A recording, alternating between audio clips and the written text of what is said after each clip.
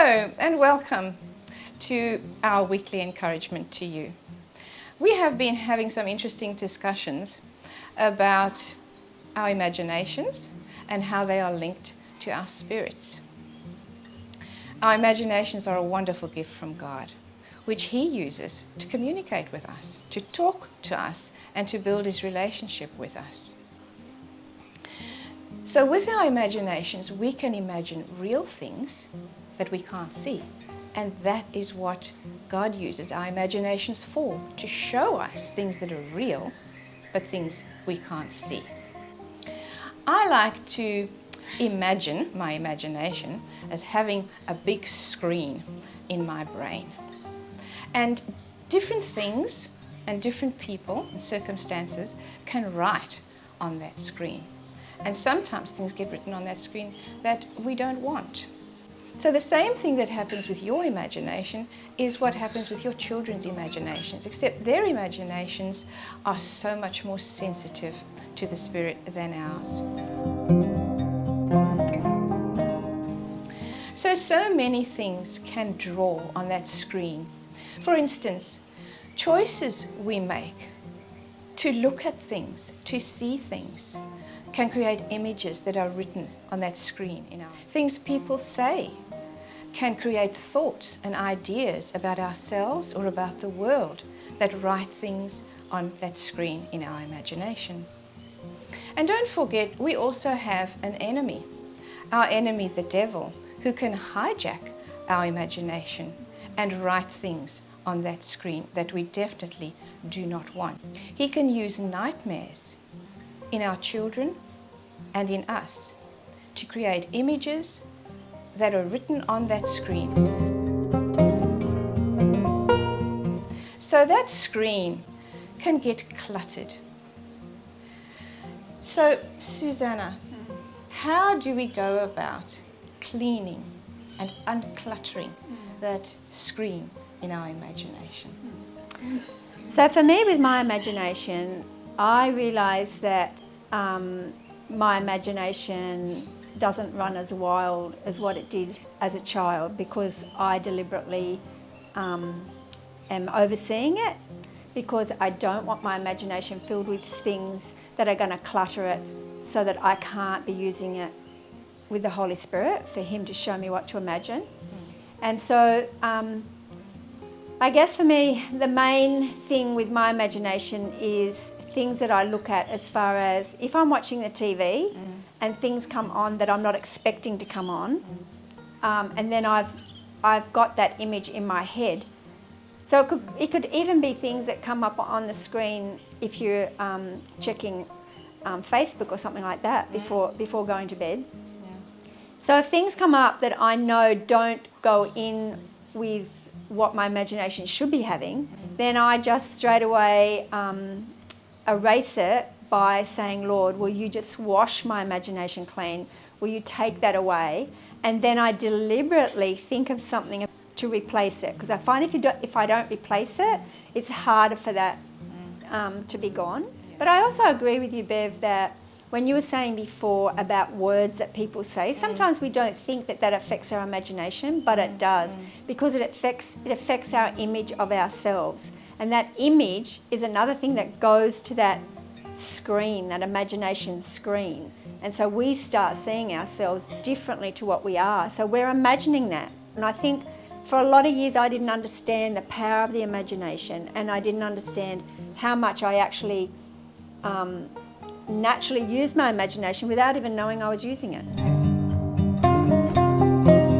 I was thinking about a little boy who we were ministering to. He had a nightmare, and we asked him to draw his nightmare. Mm-hmm. Now, children are often not encouraged to draw their nightmares. They often, as parents, we prefer to tell them to forget about them. But I find that if we actually get them to draw them, it brings those fears that go with the nightmares into the light. And so we got him to draw his nightmare on a piece of paper. Then we prayed with him, and we told him to ask Jesus to come into the nightmare and see what he did. And his nightmare was that he was being kidnapped by somebody. A bad man was coming to catch him and take him away. And when he invited Jesus into the nightmare, Jesus stood between him beautiful. and the bad man. Yeah, Changed his nightmare completely. yeah. Jesus came and cleaned the screen of his imagination. That's beautiful. And potentially what you're doing is you're empowering him to know how to handle other nightmares Yes. as they come. Yes. And he can see that he doesn't need to cry out to mummy and daddy, which it's fine for mummy and daddy to help, but he can see that he can right there in the moment call Jesus into that nightmare, which is beautiful. And that reminds me of, for myself, as a child, I had a nightmare every night, the same reoccurring dream. I would see the animals come down the street, across the garden, and animals would come into my parents' bedroom window to get them. And it was always a snake that hurt my parents. The snake didn't ever at any stage actually kill my mum and dad, but I would always wake up as the snake got to my mum and dad's bed. And I found that what developed within me was, slowly but surely, I had a huge phobia of snakes, and I mean a huge phobia. So even when I was an adult, it wasn't until I was in my 40s, I think, or late 30s, the Lord had to take me through a journey to release me of that phobia. But if I had have known as a child, like this young child has, Yes. then it would have saved me and my children, for that Yes. matter, as they were young, a lot of heartache. Imagination is a huge, powerful tool in the spiritual realm. Yes. Both sides of the spiritual realm, Yes. to be honest. Absolutely. And the enemy knows how to use it. That's right. But the good news is Jesus knows how to too, because he gave it to us in the first place. Absolutely. And he can redeem anything Absolutely. the enemy does with our imagination. Yeah, Yes. yeah. So Susanna, just to give our parents some tips, some practical tips on how to help their children clean their imagination. Yeah. One of the ways I like to do it is have a whiteboard. So if you have a whiteboard in your home, you can get your children to draw their nightmares on the whiteboard. They can draw anything they don't want in their imaginations.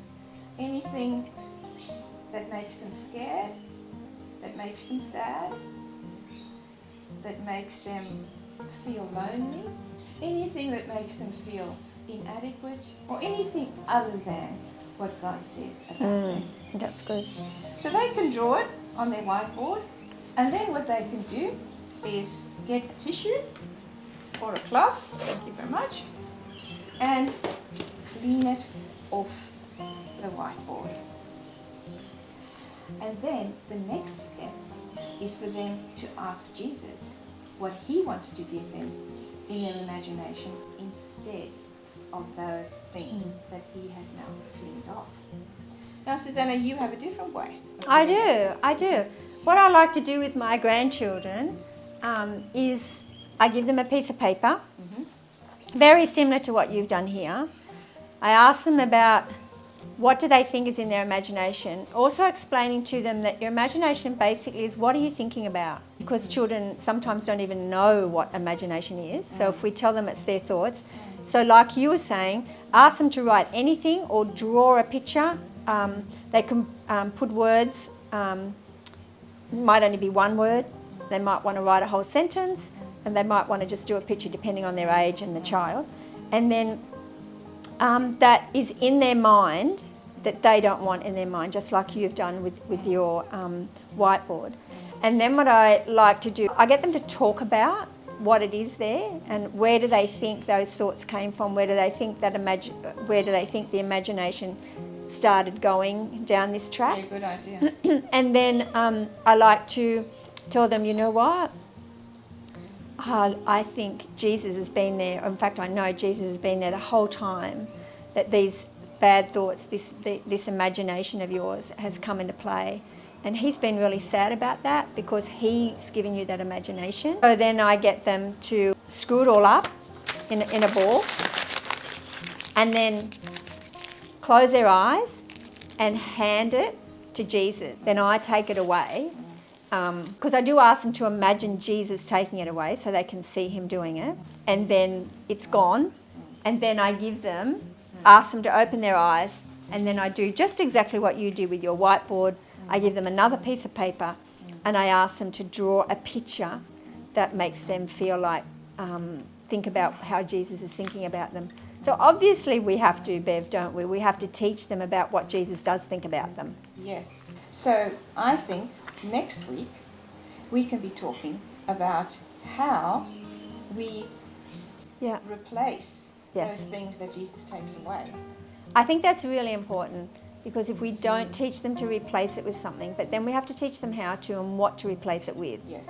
as children. And yes, so Yes. that'll be exciting. Yes, very Very exciting. So we look forward to talking with you again next time.